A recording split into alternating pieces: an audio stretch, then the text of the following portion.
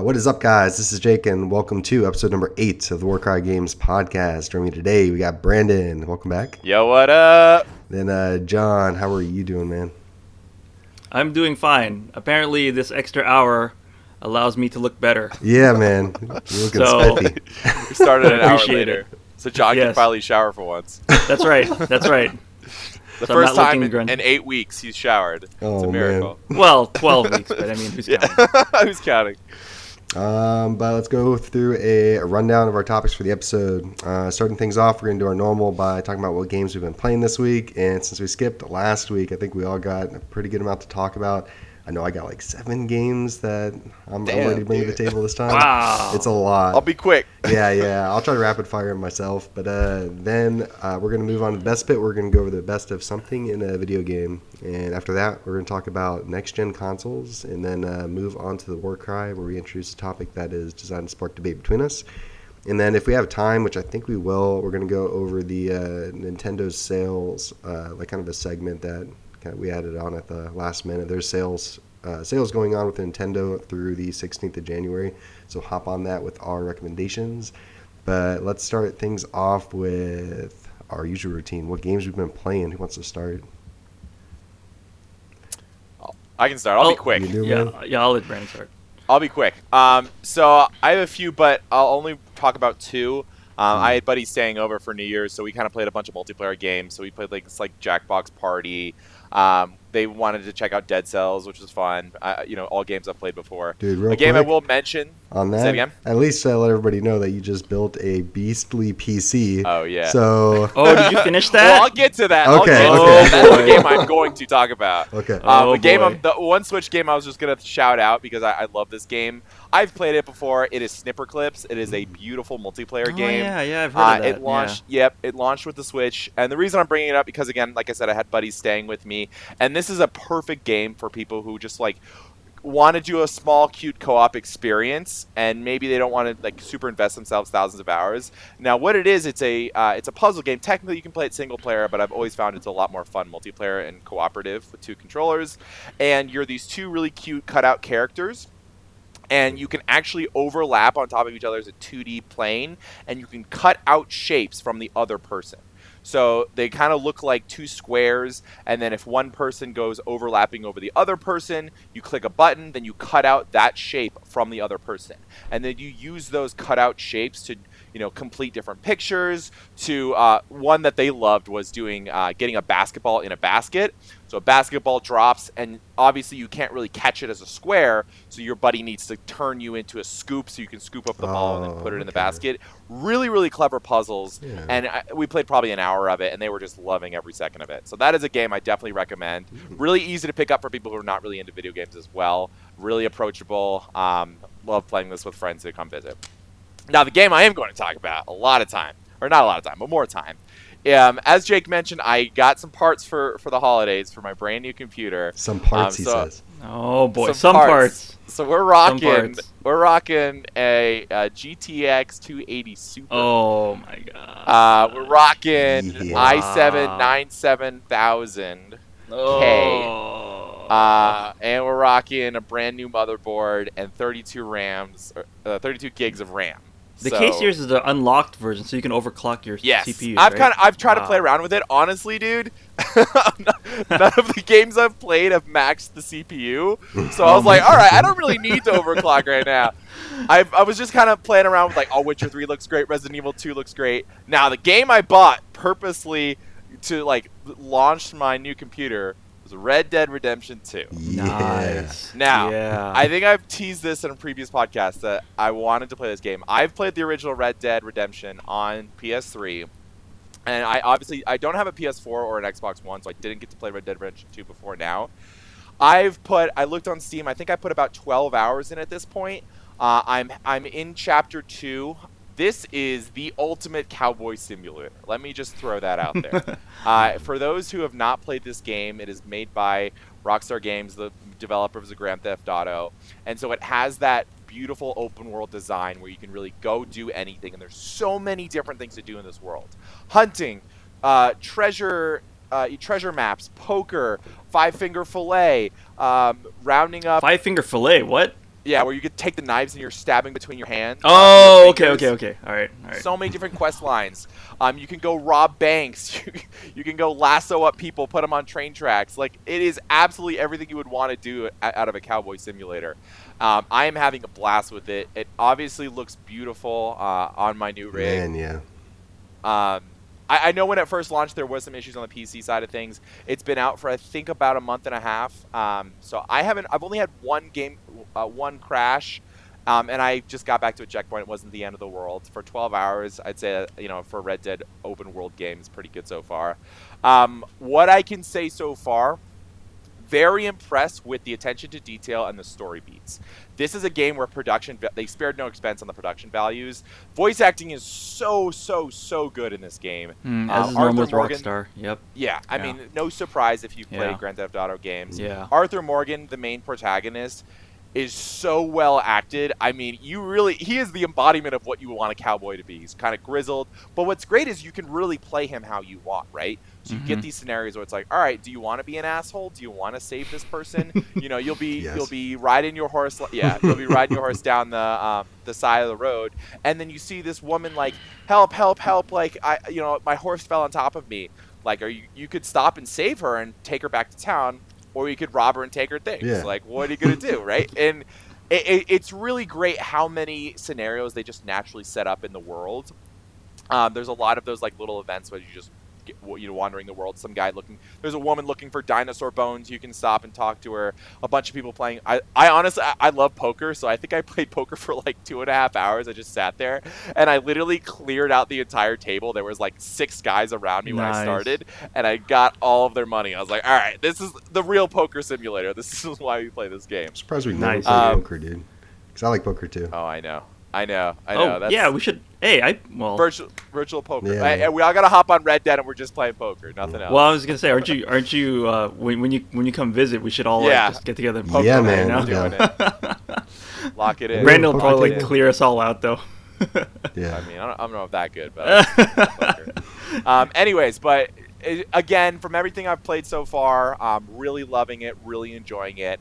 And like I said, story so far, very intriguing. Loving the characters. Every time you come back to the campfire and come back to kind of your home base, it's a really cozy feel. They did a really great job of making it feel like a real place, because you show up and people are having arguments, people are talking, people are eating. It's definitely a very lived-in world, and so you're kind of naturally coming to the situation, say, hey, why don't I grab some food? I'm going to sit down, listen to this conversation, sit down by the campfire, and you really feel like you're a part of the world. It's not like they just flip on a switch and then everyone has to start talking to you immediately. They're kind of living their own lives, and you really feel that. Ooh. Sweet. So 2 thumbs up so far. Nice, man. What about you, John? So we're still rocking Death Stranding, maybe, or did you finish? So a couple things before we get into what I've been playing. First, I regret not picking up snipper clips on the launch of the Switch. I picked up the ever popular 1-2 Switch. Ooh. That was a bad move. Yeah, that was. I think way to go, man. That should have just been included full price. with the Switch. Yeah, I think that was full price, and I think Nintendo was still trying to figure out like if this is going to be like Wii version 2 or what, because like they're trying to appeal to like the casual crowd. And I was trying to pick something up, so that way I could share the console with other people, namely my wife, who doesn't game. So I'm telling you, snipper clips. Yeah, you should pick it up, man. Yeah. So that, and then on top of that, I know what cowboy I would be in Red Dead. I would totally just be the asshole. No, I'd be the asshole. Oh. Yeah. You'd loot the girl? Loot the girl with the horse on top? Yeah, wait, I forgot if it was this one or the one before where you can, like, there was a scenario once where there was a cowboy, where as a cowboy, like, you saw, like, a girl on the train tracks, the typical scenario, and then, like, you could choose, like, what did you want to do? Is that what you were talking about earlier? Like, yeah, I mean that's in that. I'm sure I or... haven't seen that in this one. I'm sure that's going to happen. Yeah. Tying someone to a train track. That definitely happened in the first Red Dead though. Yeah. So, anyways, on to what I've been playing. Well, I finished Link's Awakening. Nice, man. Yes, and 30 years in the making, because in every single iteration, the Game Boy Color, I have not finished that game for whatever reason. And I was playing with my son, And well, we finished the game. We beat. Spoiler alert! I don't know if both of you guys have finished it, right? Yeah, I haven't it played was the it. first Zelda game I ever played. So Okay. yes. I Well, never I don't. played Do you care? Well, anyways, spoilers. The windfish, the MacGuffin, as it were, in this game, is neither made of wind or a fish. Well, it's kind of a fish. It's kind of a fish. I mean, yeah, it's a whale. A whale is a okay? fish, It's a whale. right? Mammal? I don't know. Mammal. I don't know animals. Yeah. But so, but the end credits. The end credits go, and all of a sudden, I look over to my son, and he's just tearing up, and he goes, and I go, well, what's wrong? What's wrong? And he goes, well, is it finished? I go, yeah, the story's done, son. I mean, there's nothing more. And he starts like tearing up even more. Like now the waterworks start.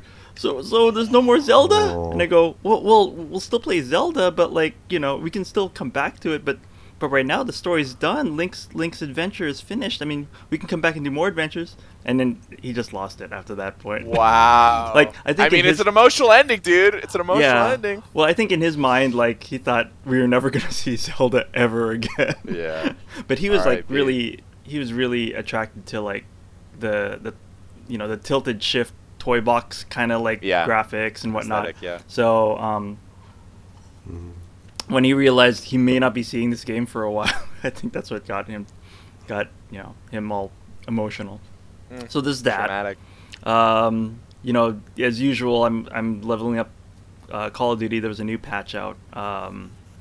It added a few new game modes, a 1v1 gunfight mode, and I think also 24/7 shipment, which is great for leveling your weapons, by the way, because you can just keep getting kill kills after kill every after second, dude. It's utter chaos. It's utter crazy. chaos. But I mean, it's good for. I just do it just to grind my guns. So, so there's that. Of course, Death Stranding. I'm moving along at a snail's pace because I'm doing all of the side missions, and I'm at a part in the game where I'm in the mountains, and I'm trying to connect everything using zip lines.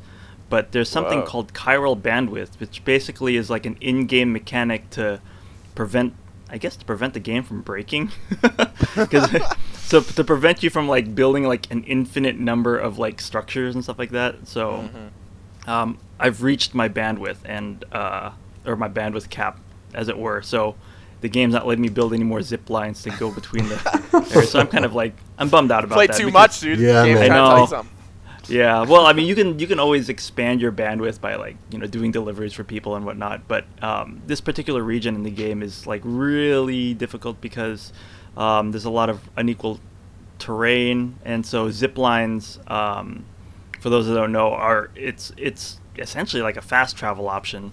You just go straight from one point to another, without having to worry about the terrain or whatever, and it costs a lot less than building roads. So. Anyways, there's that. And I have a question on that. go Whenever you're ahead. doing like zip lines, and are you still having like all the stuff on your back, like all your packages Yes. and stuff? Do you still have to balance? You can still it? have a. No. You don't have to worry about Okay. balancing it. You can have a full pack, which is great because again, like if you're over encumbered, which is a thing in this game, just like Fallout, if you're over encumbered, it doesn't matter when you're on the zip line because you're basically just going full speed between 2 points. Now you can't have anything in your hands per se, but as long as everything can fit in your backpack and on your back, then you're golden. Mm-hmm. So, Cool. anyway, See so why there they was limited that. it, I guess. You could just have the Yeah. entire I game mean, so that ziplined. it would break it would break the game how much how well you can deliver stuff. I mean, the roads kind of do that anyways because you can fit so much crap in your truck. So, but anyways, so there's that, and then the last game I picked up was Jedi Fallen Order. Yeah. Ooh. We talked a little bit Damn, about okay. this. So I mean, I just finished the intro and the first level, as it were. It's a tomb, but so I can't speak too much because like right now my character is pretty underpowered. But I will say this: a lot of people have been commenting that it's just like a lighter version of Dark Souls mixed with Metroid, mixed with Castlevania.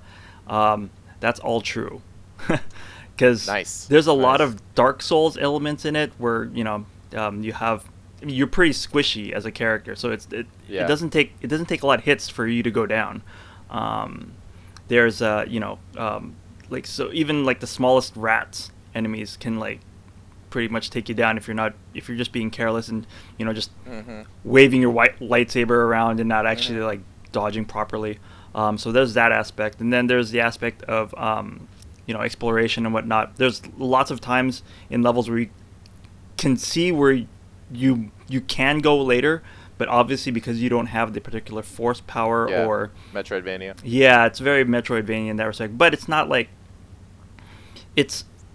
the levels are a little bit more organic compared to like Metroid, because Metroid they're clearly defined rooms that are pretty much like blocks almost. Right. Yeah. But in this one, it's a lot more organic. But it's a lighter version of that. In that, what I like about this game is it actually shows you on your mini map what parts are well, I mean Metroid does the same thing too, but I mean it'll actually highlight like, hey, you just got this ability. You can go open this door, or hey, yeah, you can go back here. You can go here. So even though it's an open world in that you can roam around the level that you're in freely, it still feels linear in that it kind of just guides you on where to go with that system. But Nice. the only downside. John, have you ever played? What's have up? you ever played any of the Prince of Persia games? Briefly, Sands of Time. So Yeah. the reason I asked that question, some people compared the platforming to a Prince of Persia game, and I love Prince of Persia. Would you say that's an accurate comparison, or how does the actual platforming feel? It's the feel itself is more Prince of Persia than it is like Uncharted. I would Okay. say, or like Okay. like Tomb Raider. There are Tomb Raider aspects to it because there's climbing involved. But are you like running on walls, like jumping between Yeah. walls, doing backflips? Yeah. All right, that's Yeah. what I'm talking about. There's- Like the parkour of Prince of Persia. Right. is. There's a particular. I don't want to spoil too much, but there's a Okay. particular instance in the game where I'm sliding down, and it's a slope, and there's some ice over it. So obviously you're going to be sliding down. You slide down it, and then at the edge of it is a cliff. You jump off the cliff, and then you grab a rope, and then you use the momentum while you're still on the rope to jump off the rope. Yep. Onto a we wall, and then you wall run, and then you hit a ledge over there. So it's Okay, this is that's- what I'm. This is what I want. This is what I want So- you to say. Beautiful. But yeah, the only downside, and I don't know. Well, okay. Well, before I get to the downside, like the thing about this game is that one, it has a performance mode, which I appreciate for PS4, for PS4 Pro. So what it is that it'll render the game at 1080p, and then so you can probably maximize the best frame rate possible. I like that about games where I prefer to play action games at high as a frame rate as possible. So, I mean, obviously, for me, my ideal is 60, but if I had a choice between resolution and frame rate, I choose frame rate any day, and I appreciate that they have this. So, It's but nice anyways, having the just two option. quick, setting the options. Just two quick downsides. I know I'm going on about this game, but one, it's a little bit janky.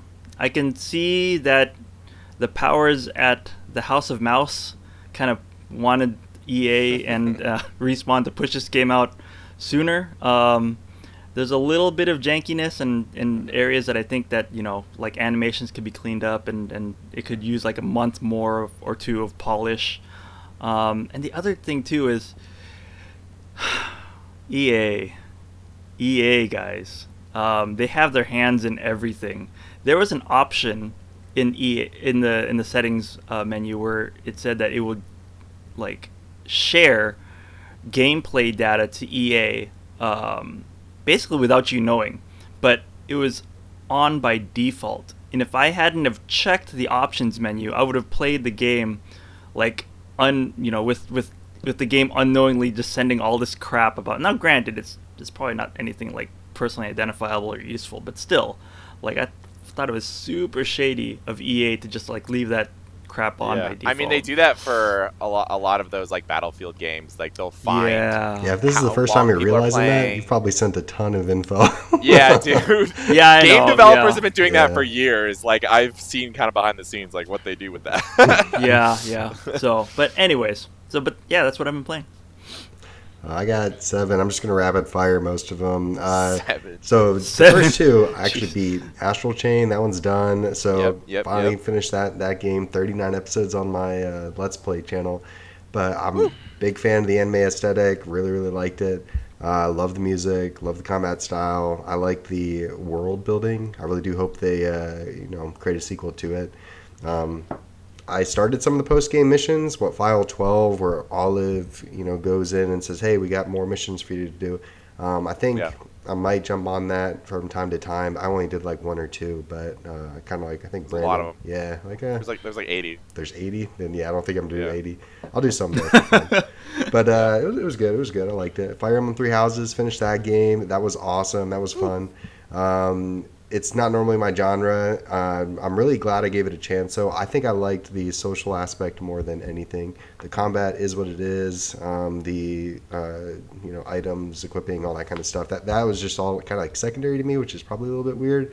But the social, running around, getting to know people, increasing your support, trying to get them to open up with you a little bit more, doing all these small things, finding items on the ground, returning it to them. Doing all the little small stuff like cooking or singing in the choir or whatever you got to do to get that support up with each individual person. I actually did like that. It was kind of fun. Story was pretty intriguing. I am interested in the other houses. I'm not sure which one, if I were to go back like right now and do another one, if I'd go the Blue Lions or Golden Deer. I'm not sure. Both of them are interesting to me. Or the other Red Path. The other Red Path. Yeah, that's a good point. So that's what you meant when you said 4 paths a long time ago. I was wondering what you meant. Like maybe it's something when I finish the game. It's the fact that Red has kind of like 2 split ways you could go. There's 4 endings. Okay. Yeah, I'm not sure. But that's it for Fire Emblem and Astral Chain. Beat Saber, I tried out the 360 levels. So it does not work well with my current setup, guys. With a cable like that, man, I thought it was going to be tripping over everything. Yeah, that's why you got to have the Quest, man. Yeah, man, you have to have the Quest for that. Or I think even when you boot dude. it up, like Oculus will tell you, like, hey, is your headset ceiling mounted or is this a wireless solution? And you're like, no. You're like, are you going to choke yourself to death? Yeah. Will you die? Yeah. So I wanted to try it though. It's pretty crazy, especially if you play on like I think I booted up a hard or an expert. No, I did expert first, and it was like, oh my god, this thing is like it'll kind of give you a heads up, like one line will glow, which kind of makes you be like, oh, I have to turn this direction. But it's pretty fast paced. So it gives you like a prompt, like, oh hey, turn this way. Or kind of. It's very subtle. It's very, very subtle. Like maybe the center line will glow faintly white, and I didn't even realize it at first. And then once I realized it, I learned, okay, I got to start getting ready to turn this way for the notes that are about to come. But it's all right, ladies and gentlemen. If we don't see Jake next week on the Warcry Games podcast, he has asphyxiated himself on his cord.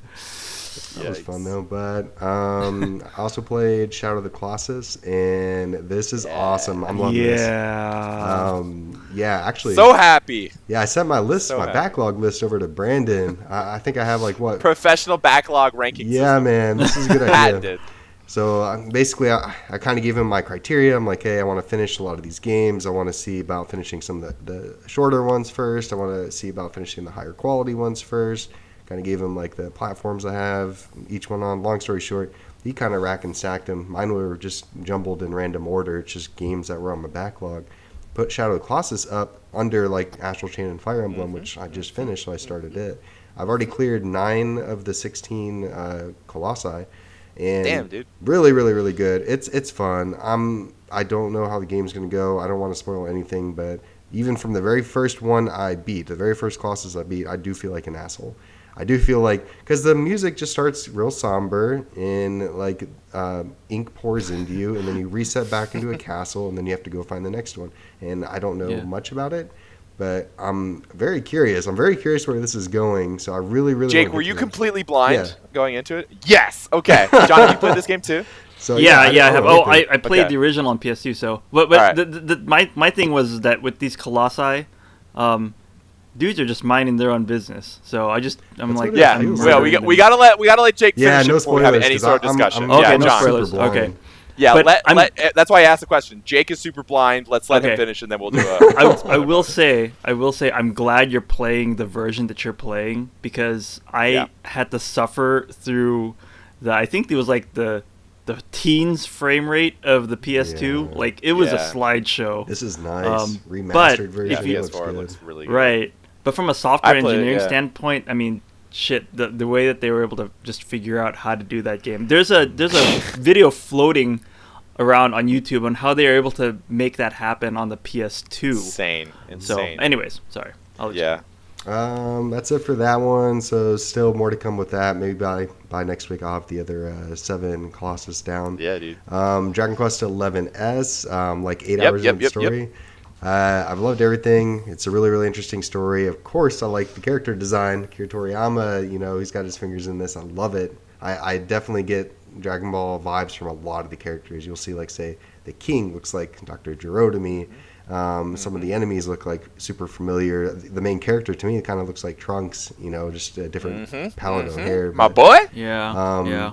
Scenery, music's a huge plus on the Switch version. Orchestrated music, it's nice. Huge. I screwed up royally, and I already talked to Brandon about this. I already fixed it, but Yeah, good. So it's got a 2D mode, and you can select it like, hey, I want to play in 2D, and then it's like, okay, well, where do you want to start from? I'm like, okay, I want to start from the beginning, and I saved in slot number like 2. Okay, and then I played. Does it? What? Does it save over your? It progress? doesn't initially. Like basically, it uses your current like save file, your items, your levels, and all that, and then it puts you into wherever you're selecting yourself to start for 2D mode. And I put it in a separate save file, and then at the end of that, I just did like the first intro scene all in 2D because I was like, I want to try this out. It asks you again, like, okay, do you want to start your original file? Like, I wanted to load my original one, but whatever I did, I accidentally saved over my original file. So, like, long story short, I was back to square one in 3D mode, not 2D mode. I was like, damn, but I still had like all my items and levels and all that kind of stuff. What I ended up doing was took Brandon's advice. I just booted back up my demo save, which my demo save was 5 hours into the game. Went everything to ultra fast. Battles were just like ultra fast. I'm running around just killing things, skipping cutscenes because I've already seen it. And I got back to where I was in like 30 minutes. So. You Yeah, what did I say? unintentionally New Game Plus yourself. Yeah, basically. Could you play that game in 2D mode from the get-go? Yep. Yeah, the entire Yes, game's you like can. that. It's our game. I wanted to at Pretty least cool. try You can't it just out. do it on the fly. I want to say that You were can. able to do it on the fly before, right? Or You kind of can. Like, any save point you The can whole game swap. is 2D. That is something that they added. Yeah. No, I'm saying like switch from 3D to 2D like on the fly instead of reloading a save game. No, not really. You switch to 2D by going to a church and being like, I want to do this in 2D now. Ah, okay. Yeah. Because, well, I mean, if you think about the way the game's structured, it's like the events and like the quests and things, they kind of change when you're in 2D. So I think it'd be really hard to just like automatically be in 2D mode and 3D mode that's true. without like Okay. resetting something. Yeah. Okay. Well, that's it for that one. Then last night I played. I've already beaten Vader Immortal Episode 3, but I had a friend come over and do the same. Watched him play through Vader Immortal, kind of give him pointers and tips, and it's a great culmination of the story. Force powers and lightsaber combat. It's great. It's fun. It's only 30 to 40 minutes, not even 40 minutes, I think, long. Then Mario Maker 2, which I just published on the channel. Brandon here made a level that was awesome. It's like a Colorado I saw tribute. I don't know if you've seen it, John. This is he created a level like it looks like Rocky Mountains. Take a hike through beautiful scenery, and he hit a key somewhere in the level that you have to get. You have to basically beat the level, and it took me like 15, 20 minutes to. Yeah. Oh, jeez. You kept trying to do that jump. I was like, dude, you'll never I did do that it. like I 10 love times. And, like I kept resetting myself. Like I edited the video to be like, okay, Yeah, attempt, I know. I could tell. attempt. And Oh my You're so gosh. stubborn, dude. I love it. yeah, I recorded it. I put it up on the channel. If anybody's interested in watching it, it'll be up the top here. And then that's it. That's all my games I've been playing. But let us move into the first bit of the podcast. What So this is the best bit. And what is your guys' hardest boss battle in a video game? I'm gonna cheat. Do it, May I man. cheat? Ooh. Can I cheat? I think the entire anything from games. Anything? That's cheating, dude. That is so because, cheating. Because okay, but well, because there's so many to choose from. But if I may limit it down to one game, Bloodborne. Mm-hmm. There was one with a priest, Father. What was his name? Calistone or something. He was the first real like boss I had trouble with, and I spent so much time just trying to beat that guy. Yeah, you're right. It is cheating. All the bosses in that goddamn game are just crazy. One. But there's another one later on too. You know what? I don't know. I mean, I can't. Just pick him, dude. That counts. I'll just pick him. Yeah. If it's memorable, if that's the first one that comes to your mind. It's one of those ones where, like, even if you watch a tutorial, you're just kind of like, okay, I realize that the weak point in this entire thing, the reason why I'm not beating him is me and my lame timing. So when you beat him, you finally realize, like, oh, yay, I've actually skilled up in real life. Yeah. I mean, that's all from software bosses. Yeah. Yeah. Anyways, so that's my pick, I guess. Yeah. By you, B-Ray. Good choice. So I'll throw out a few. One, I'll do my From Software one right up top. Ornstein and Smo from the original Dark Souls. This is one of the most iconic Dark Souls bosses of all time. And I think anyone who's beaten Dark Souls can attest to this, because you start wailing on this one guy, and then all of a sudden his like buddy joins in. You're like, oh, fuck, now I have to fight too. And it's just like one dude's got spear, one dude's got a hammer, and it's just like one of the most difficult boss fights so right after an software. incredibly difficult level, and Orlando with like the archers. Everyone knows what I'm talking about who's played this game. So I'll just throw that out. Amazing boss fight. Another one that most people might not think of, Taboo from Super Smash Bros. Brawl. I played, obviously huge Smash Bros. Fan. Now, there's a mode, I was like a huge completionist, right? There's a mode in Smash Bros. You can do like a boss rush. And you can do it at like super hard difficulty. The reason I'm throwing out Taboo is because if you do not know the fundamentals of Smash Brothers and how to spot dodge and how to dodge roll, he has a one-hit kill move. So he basically just like hits you with these crazy ass force field bullshit. And I remember I was probably like, I don't know, 15 at the time, and I got so angry at this game. I will never forget. But when I finally beat it, I felt like I was like the king of the world. So I have to throw this on there. Another one from my childhood. Now, I haven't done this in years, but it just has stuck with me for so long because I was so hard to beat. The Bio Lizard from Sonic Adventure 2 Battle. Wow. This is a throwback.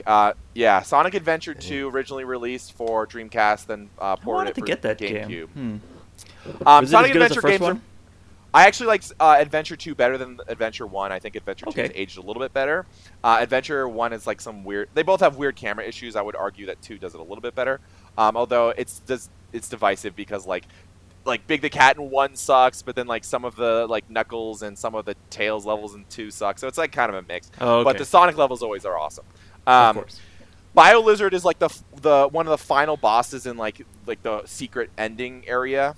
And for some reason, I just remember, like, again, being so frustrated. There's this, you have to, like, do these crazy homing attacks off of these, like, crazy, like, red bomb things that he spits out, like, 100 of these, like, red bomb things, and they all start homing in on you, and you have to dodge all that shit, and then, like, jump up, do a homing attack, and just like the amount of coordination you have to have. If you watch this fight on YouTube, you'll see what I mean. But the Bio Lizard, I just remember, and maybe it's not that hard now, but I just remember being crazy ass hard when I was a kid. Now, the number one hardest boss fight of all time, and I feel like this is almost undisputable, Mike Tyson from Punch-Out. Oh, how did I miss that? Like, of course. This is ridiculous. How did I miss that? You have to be like, he hits you like once or twice, and you're just done.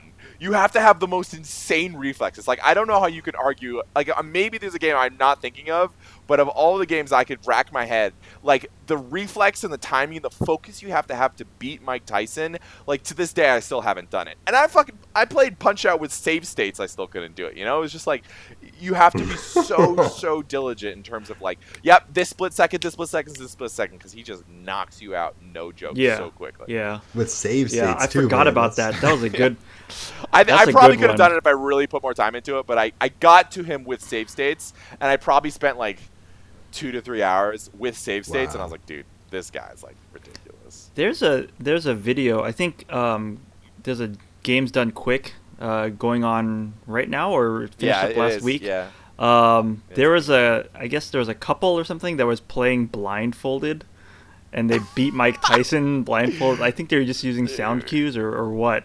But it's all, yeah, you're right. It's all like timing and just reflexes, and it requires you to have like that nuts. god tier, the original From Software boss, I guess. That's insane. That was a good one. Oh shit! Why didn't I think of that one? That was a good. Jake, Yeah, what I you know. got? I got 2 honorable mentions. So first one is I have to not spoil anything because it's the end boss of one of the games, the OG Ninja Gaiden game on the Xbox. So they came out. Yeah, so it's hard, dude. The name, his code name, will be like the Devil Incarnate, and the entire game's pretty difficult. Me and a buddy played through this back in like 2008, I believe. Like I hadn't even gotten to 360 yet. So I haven't played Black or Sigma, which came with like a little bit of extra content, and I think it increased the, what do you call it? Actually, I think then they increased the difficulty a little bit, but they also gave you more control over the camera.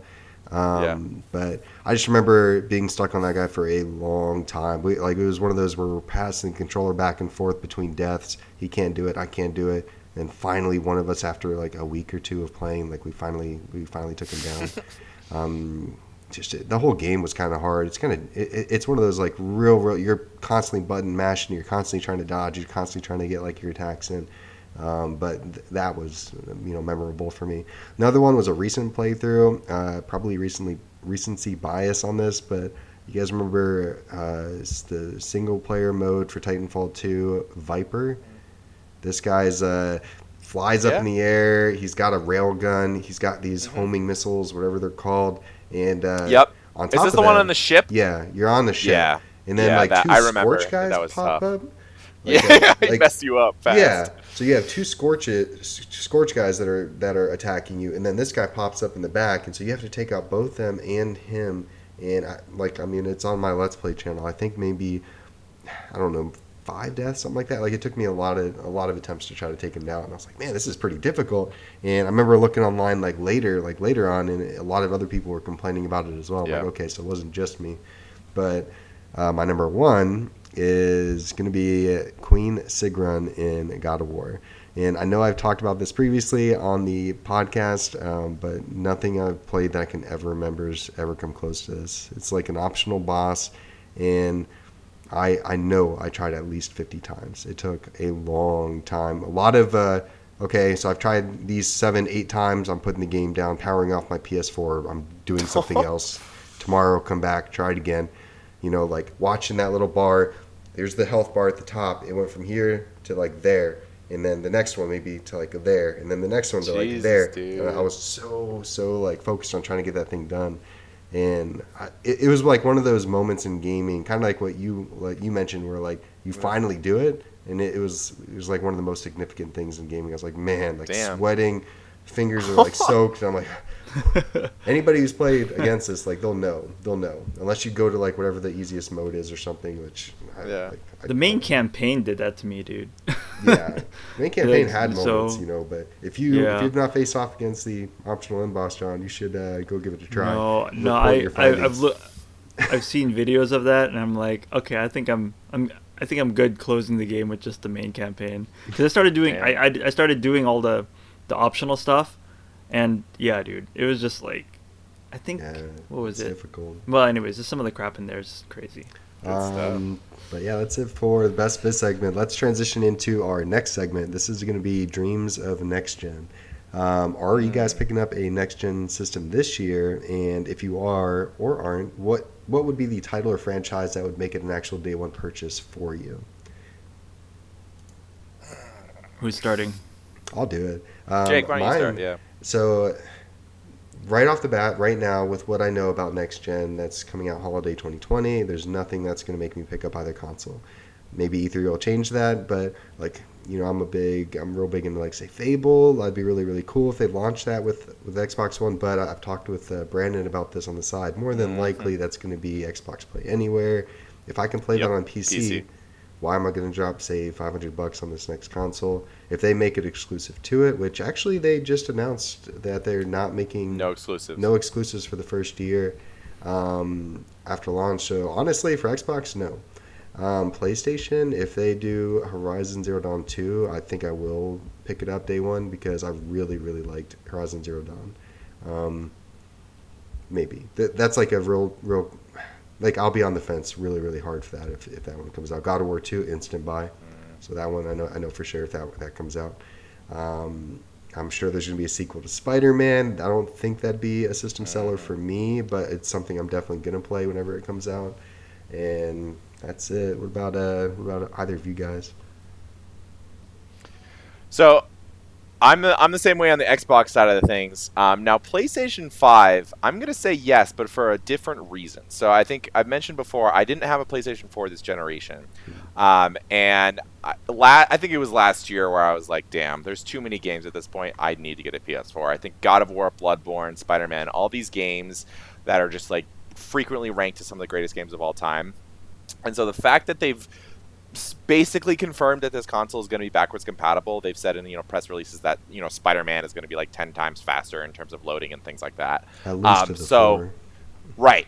So honestly, I'm kind of the mindset that I'll probably pick up a PlayStation 5, if not day one, like in the first early time frame, just so I can catch up on the PlayStation 4 backlog, even if the PlayStation 5 launch games aren't that amazing. Because to your point, the PlayStation 5 launch games will likely be really good. If they're new IPs, that's great too. But if they're sequels to awesome PS4 games, like I'm gonna want to play the PS4 game first. So, right. So my entire if it comes out in November, my November, December, January, February, March is probably going to be PlayStation 4, which is kind of a funny way to look at it. But I got to that point where I was like, I'm thinking I'm going to pick one up. I might get a Pro, but then PS5's coming around the corner. They basically confirmed it's going to be backwards compatible, and I really wanted to upgrade my PC, so I came to the mindset, I was like, all right, why don't I upgrade my PC this winter? I'll play PC games I've always wanted to play at high resolution. Red Dead, just picked up Modern Warfare, like you guys have been ranting and raving about it, so that's kind of been going to be the next backlog games for the next few months or so, and then maybe next holiday season, PlayStation 5 going back, dipping into the PlayStation 4 backlog. You have so many good titles, man. Dude, I got a list. You want to hear my list? I'll run them off real fast. Yeah. God of War, Bloodborne, Spider-Man, Uncharted 4, Uncharted Lost Legacy, Last Guardian, Horizon Zero Dawn, Persona 5R, and the entire Kingdom Hearts franchise. Man. We're never going to see Brandon again. Yeah. R.I.P. guys. No, knowing Brandon, that's like 1 month. Yeah, dude, I plow through games, dude. I plow games, yeah. I didn't hear Death Stranding, Brandon. I'm just saying. Well, because Death Stranding I'm picking up on PC. Is it coming out on PC? Yeah, this summer. So I don't even need a PS5 for that, dude. I'm picking that up. Oh, nice. You get to running play that on my 280 Super. I'm gonna be living it. Yeah, Cyberpunk that's one thing. I just wish. Right. I just wish that game would have been 60 frames per second because it already looks beautiful as it is. So guess where it's gonna be 60 frames. PC. Yeah. Patient gamer wins again. So, I guess it's my turn. Is it my turn? Yeah. I don't know. So, yes, I'll be picking up a PS5. Wait, did they say that all of the PS4 library is going to be backwards compatible? They didn't, but it's kind of like he said. It's essentially confirmed. How they were demonstrating the solid state drive for it was saying that the load times are like non-existent for Spider-Man when he's going through the town. So if a Spider-Man PlayStation 4 game is running on a PlayStation 5, I wonder if PlayStation 4 games, it's kind of right. what they did. Kind of like how they did, yeah. So in this case, yes, I probably would pick it up day one purchase just because I can bring my entire library over, day one. I mean, it's a similar thing to when I purchased the PS4 Pro. My PS4 was pretty much like not on its last legs, but I mean, it was getting long in the tooth there. So, but one title, I mean, besides anything that Kojima brings out for that title or for that console, Gran Turismo actually. Ooh. It's been an exclusive. I'm if anybody knows me well enough, I have a soft spot for racing games, And Gran Turismo has just been one of those staples that's been on every single PlayStation console that I've owned. So ever since the PlayStation 1. So, yeah, I will be picking it up for Gran Turismo. And I think when PS5 comes out, I will actually try to invest in a legit like racing chair, steering wheel Nice. setup.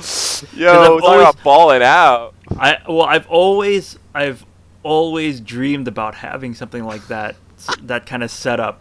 As an old man, John, you could live your dreams. I know. Well, I was gonna say, like, when as Aiden gets older, he's gonna need less and less of just toys, and he's probably gonna want to play with Minecraft too. So might as well, right? Yeah, he's gonna get in that seat, man. Yeah. But this generation was a good opportunity to get into that because they have Gran Turismo Sport with VR, and you can use it with the wheel and the racing chair. But then the problem with GT Sport is that the VR mode was so limited. You can only race against one other car, and then it was only I think it's only a handful of tracks. I don't know if you could race all the tracks on there. And then on top of that, there's only time trial. So that was kind of a deal breaker for me. That's why I didn't really go all in, even though I already did have PSVR. So hopefully, if they have whatever Sony's successor to PSVR is for this next generation, coupled that was the with first thing I was thinking Gran of Turismo. too. Like if it's coming out launch day PSVR 2 and they come out with the specs and it's really really good. Like if I don't know, they have a wireless solution to it. Would you get that over an Index though, Jake? That's harder to say. Probably no, because That was a long pause. yeah. I mean, those deep are in both thought. expensive pieces of hardware. Yeah. Yeah. I usually tend to go with more the premier stuff when it comes to technology type stuff. Whenever I build my computer, I'll get the single most expensive graphics card I can get. If I get a VR device like the one I got, it was the best one on the market at the time, fidelity wise, and I think I might lean more towards that. I haven't bought the Index yet though, because man, that's $1,000. That full setup is $1,000. And that's just the VR itself. That's not even including the beefy PC you need to build. Well, I think you can get just the headset and use other controllers. Technically. Yeah, but come on, that's a controller. The Knuckles or whatever they're calling. Yeah, they the look Index pretty cool. Yeah. Yeah. So that's tempting. remember, Jake, I showed you those mammoth grips for Oculus. Yeah. Yeah, Makes it look like it. they have made for the Rift, made from the Quest. So if you want the those, what do you call it, the Valve Index style grips, there's a third party company that But makes it's not those just for grips for them. Your fingers are individually tracked as you press onto that. Yeah. Those controllers are. Yeah. I mean, it's pretty decent. Super high tech. Yeah. So just to finish a real quick point about the PlayStation, I think the reason why we didn't see Sony going all in on the VR stuff in terms of the mainstream games, because GT Sports VR mode was limited, so was Ace Combat's. You only played a handful of missions. There might be some technical limitations going on here too. So my prediction is that for the next generation, for PS5 generation, Sony's gonna lean hard into the VR space with the next generation of PSVR. So we might see full game experiences where you can play the entire campaign of whatever Ace Combat is coming out for PS5 in VR. So anyways, I just wanted to finish that thought. Yeah. All right, that pretty much does it for that segment, though. Let's move on to the war cry. I'm curious your guys' response on this, but does the Nintendo Switch need a Pro version? And this is basically kind of on the heels of our topics about next gen. Going into the next gen, the gap between the Switch and other platforms, obviously it's going to widen performance-wise. Will Nintendo need to create a Switch Pro to stay relevant? Yes, and I think that Nintendo is already working on it. Because just like with the last generation, with the Wii and the Wii U is a response to people that wanted to play their Wii games in HD, and they're already a generation behind when the Wii was out, right? It was basically a prettied up GameCube in terms of processing power. So if Nintendo even wants to stay afloat in this space, even though the graphics won't equal to that of the PS5 or the Xbox Series X, the XX, the sex. XX. Is that what? Series X, yeah. Series the XX. Anyways, yeah. the XX. So they know they're not going to compete there, but even just to stay afloat in that space, they're going to need something that's a little bit more powerful. And I predict that they're already working on it. And so it's not just necessary. I think that they're already doing it. I think it's not needed. I don't think it's needed at all. I don't think Nintendo, like you kind of touched on it, but they're not chasing power. They haven't really been chasing power for a long time. They're chasing portability. And they have that. That's kind of where the success has been for like with the Switch. I do think they're working on it. I think that there's been enough rumors and leaks on it that there's so yes, much. to a point, but if you look at the ports that they've been releasing, so look at Doom and look at Wolfenstein and whatnot. I mean, they've been props to Panic Button and the work they've been doing, because to get Doom running at the frame rate it did on Switch is just a monumental task, and same with Wolfenstein 2. But we're already reaching the upper limits as to what can be ported on the Switch. I mean, Wolfenstein 2, I almost picked that up. I'm glad I borrowed it from the library, because there are some parts of Wolfenstein 2 where, while it's playable, you're into the 20s, you're into the like frame rates in the teens and 20s, and for a first-person shooter, that starts to get on you after a while. So I think we're reaching the upper limits of what can be ported over, and I think they might keep the original Switch for those core experiences, because Nintendo is Nintendo and they're not about performance, right? But just to keep up with just the ports of the latest games, I think it's almost necessary. So I think this is interesting. Versus what they need to do versus what I want them to do is actually different here. So I agree with you, Jake. I don't think they need to make a Switch Pro. And let me caveat that with a few comments here, because I think, you look at something like the new 3DS, or you look at something like the PlayStation 4 Pro, which technically will run. I think those are similar, but there are games that only run on the new 3DS, where there are no games that only run on the Pro and do not run on the base PS4. And I think that is a very important distinction, and I don't think Nintendo is going to be willing to split their consumer base. I think that is too much of a hit from them, especially as they're still dealing with the fallout of how confusing the whole Wii U situation is. Imagine a Switch Pro situation when their controller is called the Pro controller, or I don't know what it's going to be called, but you know what I'm saying? Like this scenario where they have two different SKUs from the same thing that's also a Switch, and the Switch Lite might not run things, like it just gets too confusing. So, and I think the argument, John, that you're making it, developers are going to make higher fidelity games that likely would not be able to be ported to the original OG Switch. I think that's probably accurate. But the only thing I'll respond to that, a couple things. I always think where there's a will, there's a way. Look at The Witcher 3. The Witcher 3 is on Switch. That's true. I think if a developer is willing to spend the time, you could probably get something as crazy as, there's rumors this week, Red Dead Redemption 2 on the Switch.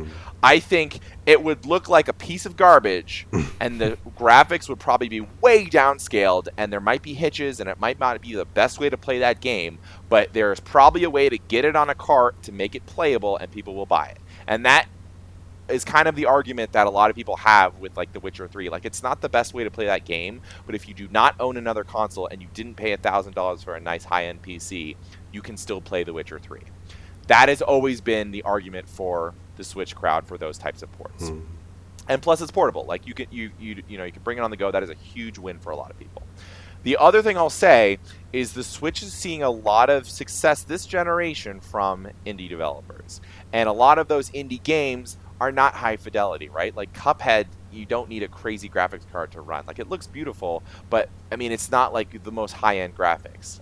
Some of the other, breakout hits, those types of 8-bit style, 16-bit style, retro style games, you don't need the biggest computer. So I think that at the end of the day, and the last thing I'll say from the games perspective is what sells Nintendo consoles, Nintendo games. It always has been.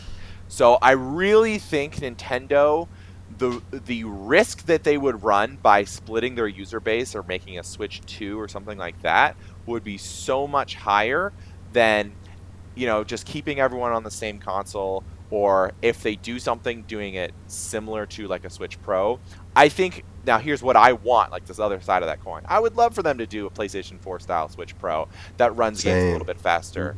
I would pick that up day one, because same with Jake, like I'm an enthusiast. I love this console, and if you're going to tell me we can run Breath of the Wild at 60 frames per second, hell, I'm going to play that at 60 frames per second.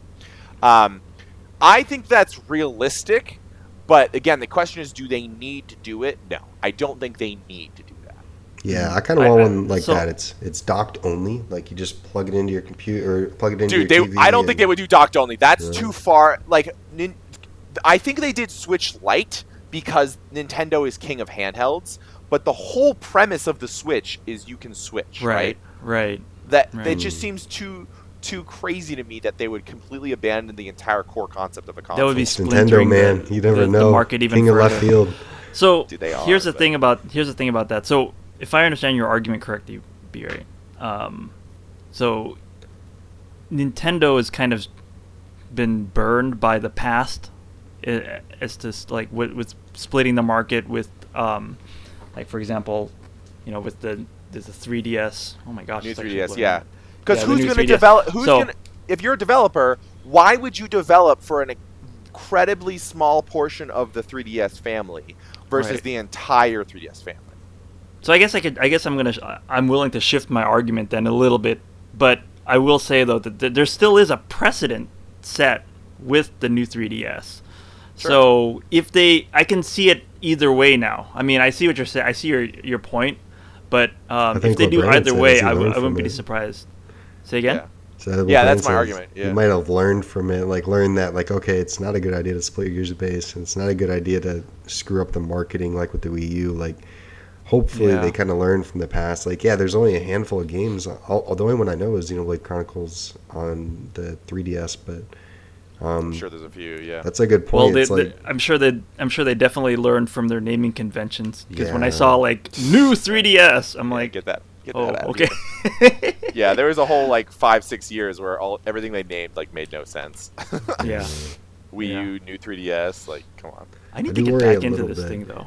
About like, say, like third-party support going forward though. Like, I mean, like you said, Nintendo IPs do sell Nintendo Switches. They're great for like indie games. A lot of like the 360 or early this gen, like early current gen games, like a lot of them are getting ported over. Anything from this year going forward though, like you're not going to see. It's either going to be severely degraded or not much. Like I don't think we're going to see Final Fantasy VII remake on the Switch. I don't think Cyberpunk will be there. So it's like, can I just go on a tangent really quick? I remember Warcry. Go off. I really love the way that Microsoft is just like shelling out their IPs to other manufacturers. When Cuphead was released on the Switch, it was an insta buy for me because I loved Cuphead. It's a great game. But and wasn't there like a rumor floating about that might do like a Halo, what do you call it? Master Chief Collection. Yeah. Get that on there. Yeah. Cool. So props to Microsoft because they know that I think they saw the writing on the wall with the last generation. Like, maybe we should start looking at other avenues of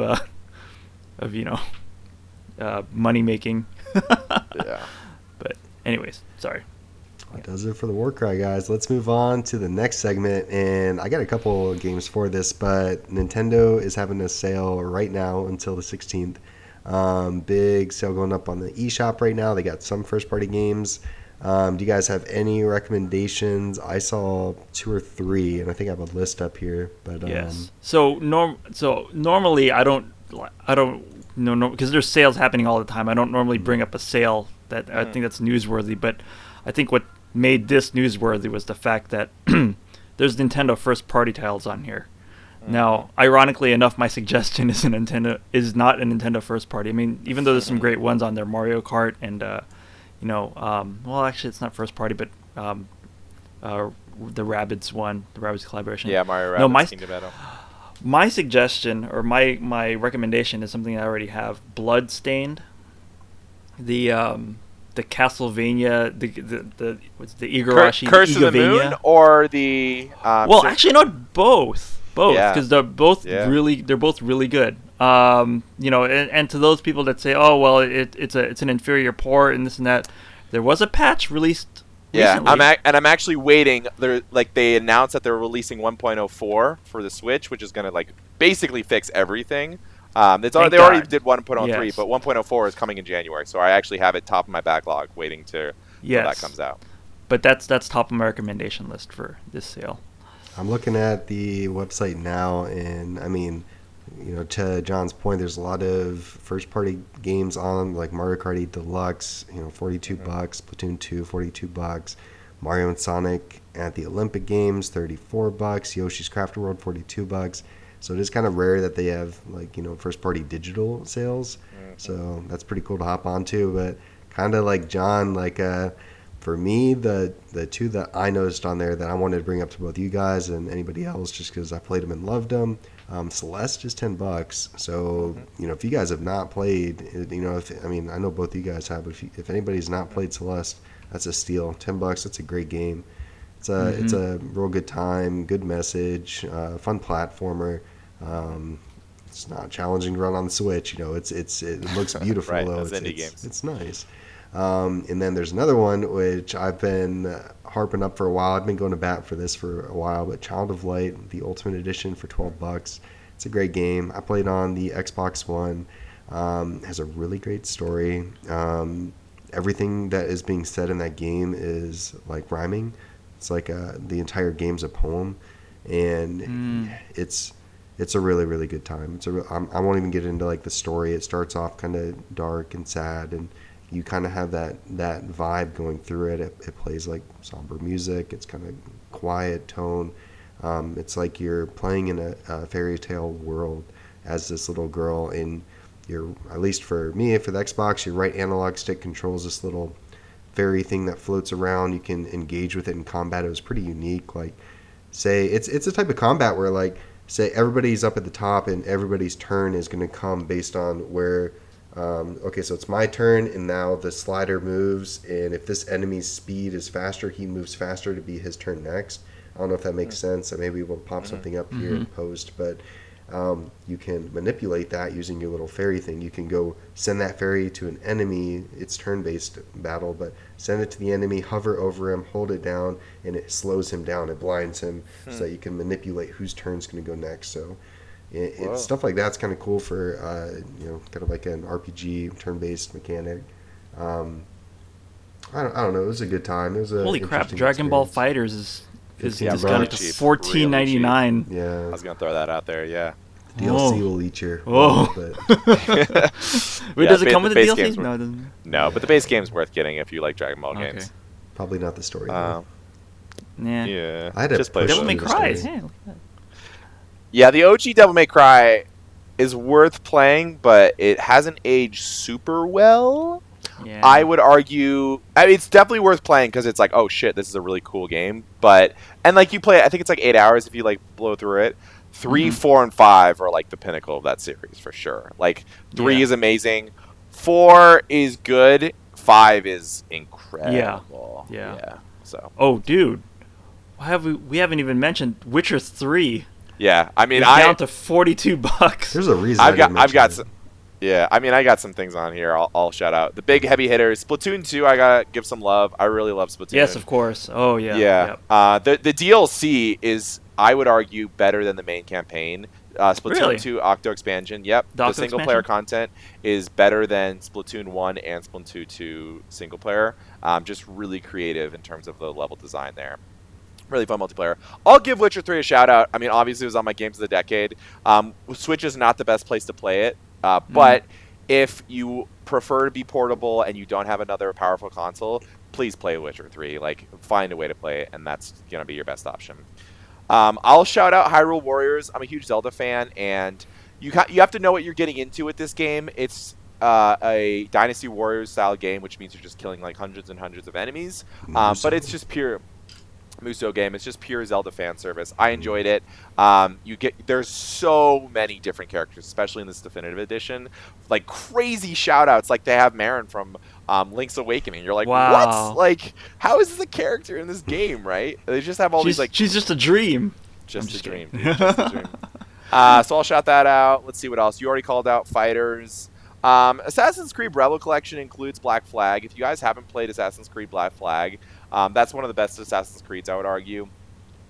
It's pretty cheap here on Switch if you've never played it. Definitely worth picking up. Hotline Miami Collection is really fun. Let's see what else. Resident Evil 4, one of my favorite games of all time. Oh, nice. Yeah. I have that on Switch because I just love having that on the go. I've played that more times than I care to remember. I called out Sayonara Wild Hearts previously. That's a great title. Jackbox Party 4, great for parties. And Brothers Tale of Two Sons, I'm going to call that out as well. And then one I definitely want to make sure everyone has played is What Remains of Edith Finch. I know, I've heard Jake. of this one, yeah. Yeah, Jake. This is. I moved this high on your to play list. This is in my short backlog. Yeah, you'll beat this game in an hour, maybe two. I would argue anyone who likes interactive experiences and enjoys video games will enjoy this game. That's all I'll say. So another one that eats up. At least I know a lot of me and Brandon's time. If you're a Dragon Ball fan. Oh yeah. Xenoverse 2 for $12. Holy crap. Yeah, there's a lot of content. Yeah, we've put like at least 130 hours into this game, and on the Switch, like it's a ton of content. You create a character, and like how it works is how the Xenoverse is working is you have to make sure that events in history and the history of Dragon Ball happen as they're supposed to.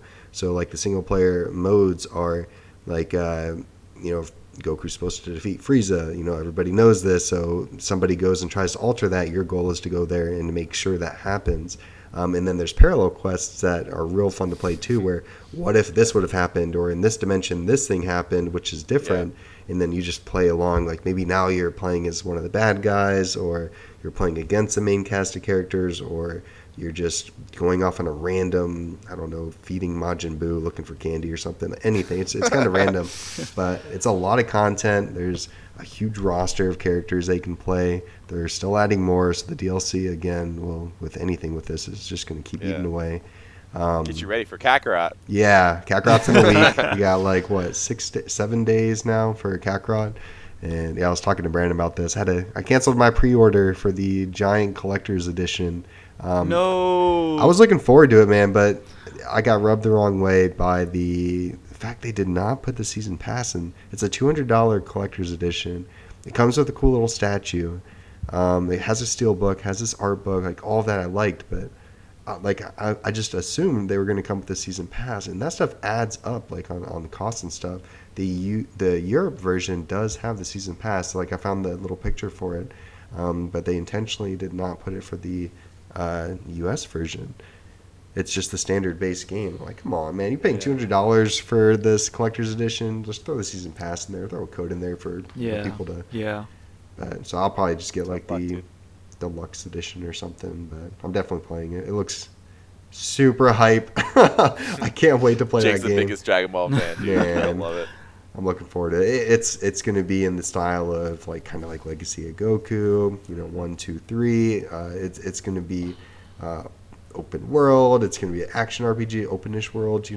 Flying around like a Capsule Corp area, like just going in the mountains, seeing dinosaurs. Like, man, I just can't wait to.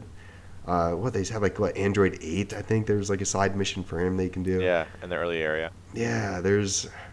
And the big thing is, I mean, again, if you're a Dragon Ball fan, unless if you're not, it's not really relevant. But they're supposed to, supposed to open up more explanations on events like that happened in the series that you may not know. We don't know what that is yet. That was just a comment made by Akira Toriyama.